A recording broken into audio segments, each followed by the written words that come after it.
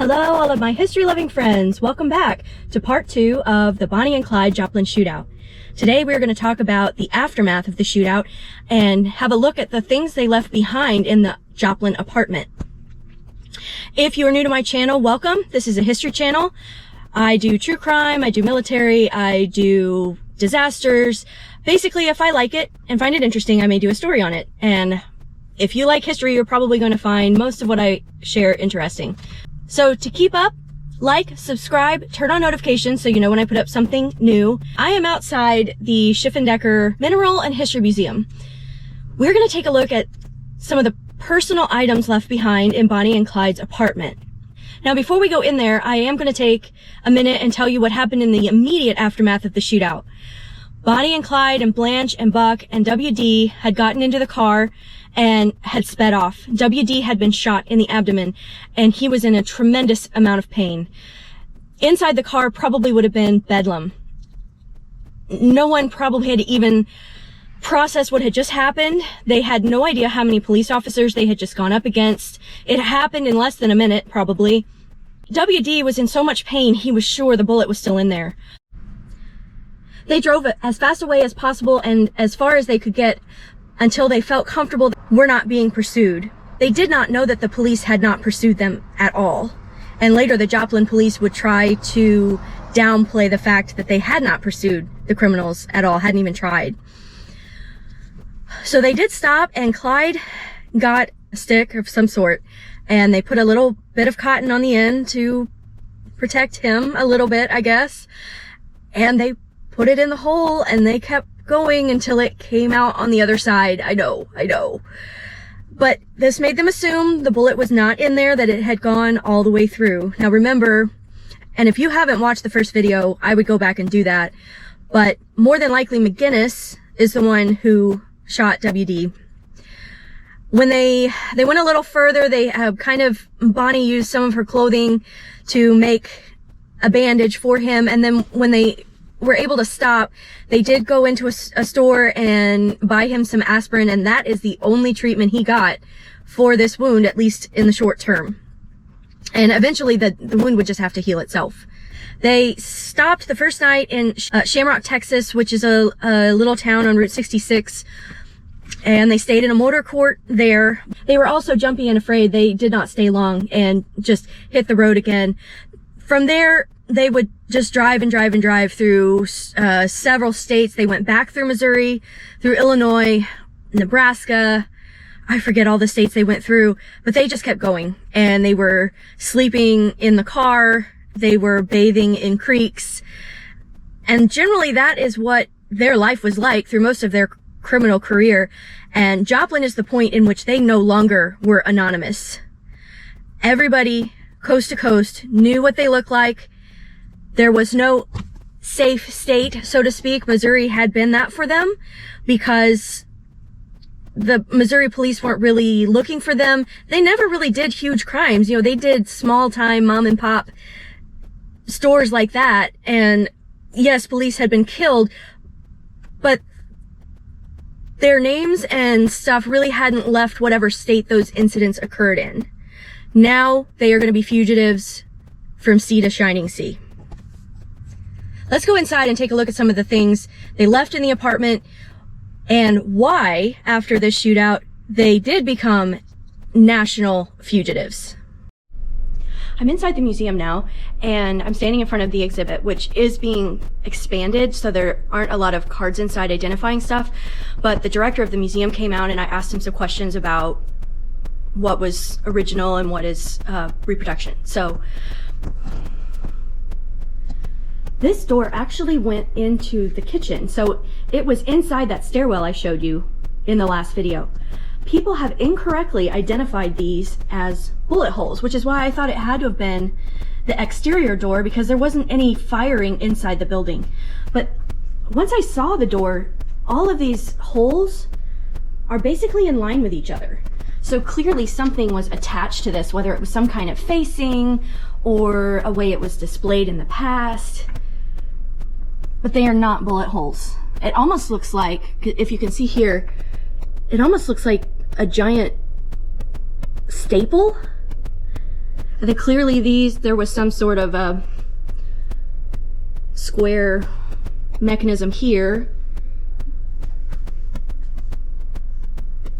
The doorknob would have been there. So this has been altered throughout the years. There were 2 doors in that stairwell, one straight ahead and one to the side. One went in the living room, one went into the kitchen. So this one would have been straight ahead at the top of the stairs.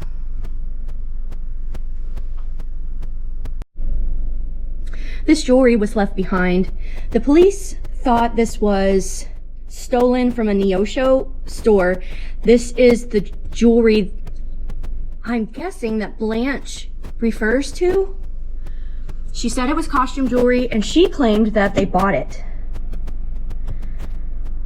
But the police thought Clyde stole it and gave it to Bonnie. So I really don't know, because Blanche had a lot of reason to say they bought it. She's not gonna just admit, oh, it was stolen. Another thing found in the apartment was not this camera, a camera like this. This is one from the era.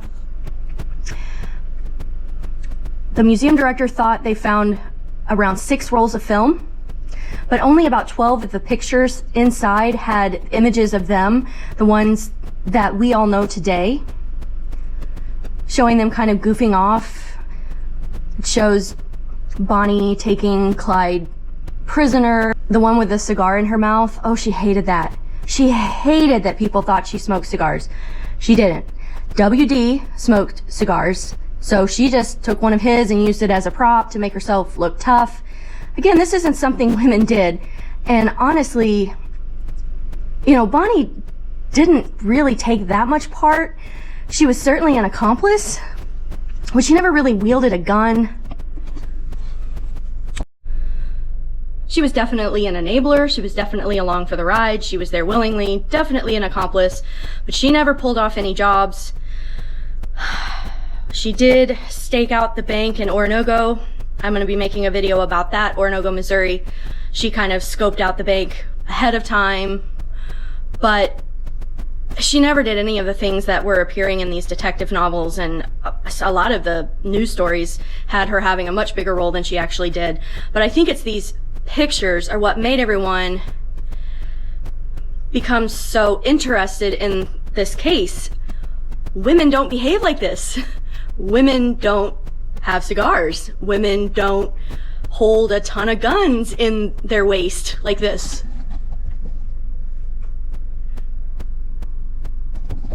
Yeah, women in the 1930s didn't do that. And clearly this is a couple in love. They're not married. They are doing all of this crime. It was just such a romanticized story. And right after the Joplin shootout is when they started appearing in the detective pulp books, magazines that were basically just bull. You know, there was no true crime in the true crime publication. It was just their names with a bunch of stuff they never did. And so the fact that Bonnie and Clyde were basically just kids pulling off small mom and pop robberies. They did kill police officers. Clyde, anyway, killed police officers while trying to get away from them, but he never did he was not a big time criminal in any stretch of the imagination. He was kind of small beans when it came to the kind of jobs he was pulling. Other items found in the apartment included Bonnie's purse. Blanche and Buck's marriage certificate was in the apartment, as was Buck's pardon from the Texas governor. They left behind tons of clothing, tons and tons and tons of clothing. Pretty much all of it was in suitcases because they were getting ready to leave. Clyde had his guitar was left behind. A lot of their weapons were left behind. The only thing they had after they fled was what was in the trunk and what they had used in the shootout. Now, this is not an outfit they wore. This is an example from the period. But the police found a BAR in the garage, and the Joplin police had never dealt with anything like this. They had no idea what that weapon was. I know it's really hard to see this through the glare. Apologize. I asked the director what happened to all of this. So all of the items in the apartment, the police basically gave away to their families, or they took it home. These pieces of jewelry were actually used as evidence for that Neosho robbery, which again, I don't know if it was really stolen from that or not. Probably it was. Not according to Blanche, but you know how history is. You never know who to believe. You know, Blanche says she and Bonnie personally purchased it, so I don't know. So despite the fact that these are pieces of evidence, the police took them home, gave them to their family, and here it says, you can't see this, but they were given by a policeman on the scene to Nora Ripke, stepmother of Betty Breadwell Adams, who donated them to the museum. I don't think it means he gave it to her on the scene. That's kind of what it sounds like, but I think he was just on the scene and he took them from evidence later. All the clothes were given away, and he said most of them were thrown away because they were so small no one could wear them, and no one had any idea that they would ever be worth anything. He said a chair from inside the apartment sold for $10 at a garage sale, with the buyer having no idea that's what they bought, a chair from inside the Joplin apartment. So most of the rest of it is gone. I had no idea where the original camera ended up. I'm in Galena, Kansas today. I'm at a pawn shop right now where they have Bonnie and Clyde's shotgun used in the Joplin shootout. Galena Liberty Pawn. So let's go check it out. Could you just tell us your name and where we are and what we're looking at? We're at Galena Liberty Pawn, and it's the home of the Bonnie and Clyde shotgun. It's a Browning shotgun that was picked up at the crime scene in Joplin, Missouri.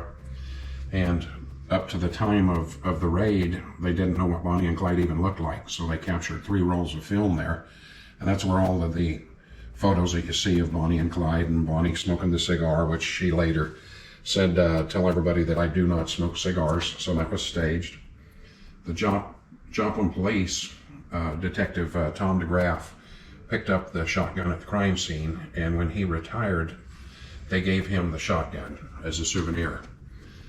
We're guessing that either the trigger guard on it was bent when it was dropped at the crime scene, or when Tom DeGraff got it, he bent it intentionally so the trigger would no longer operate.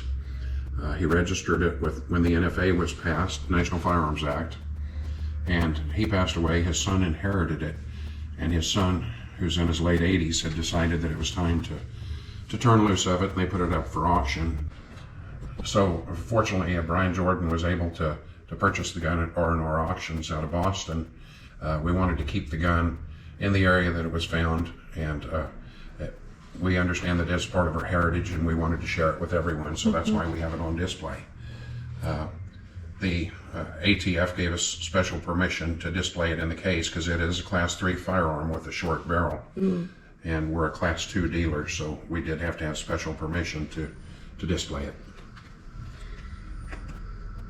Now, do you know where they found the gun at the crime scene? Was it outside? Yes, it was just outside the apartment, between the apartment and the driveway.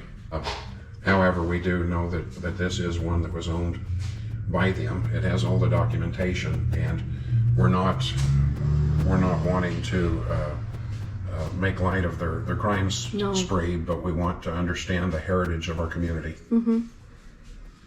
Yeah, I feel like that's their most important shootout because of the film that was found there. And absolutely.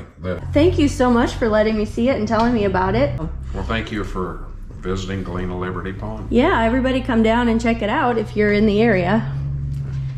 Thank you.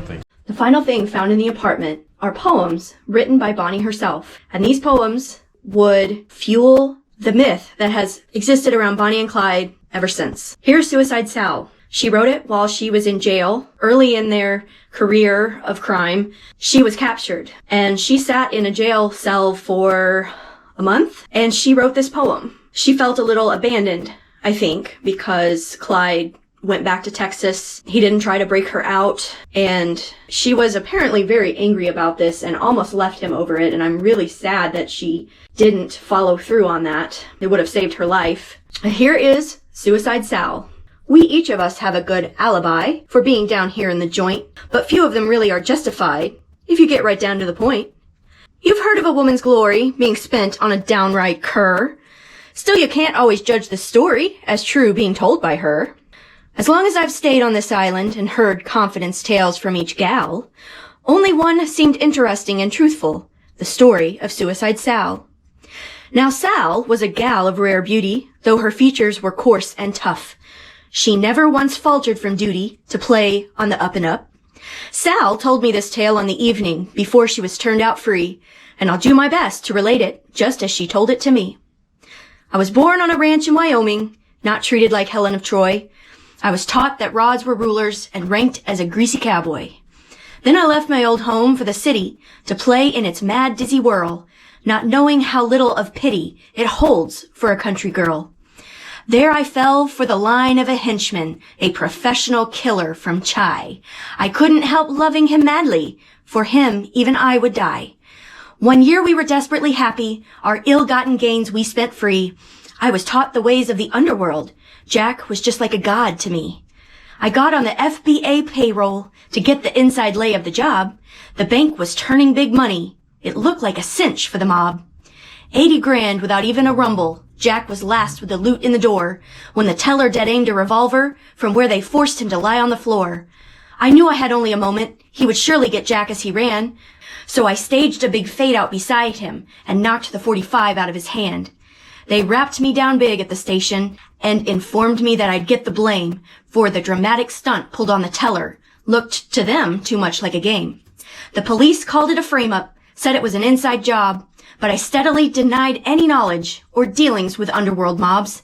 The gang hired a couple of lawyers, the best fixers in any man's town, but it takes more than lawyers and money when Uncle Sam starts shaking you down. I was charged as a scion of gangland and tried for my wages of sin. The dirty dozen found me guilty from 5 to 50 years in the pen.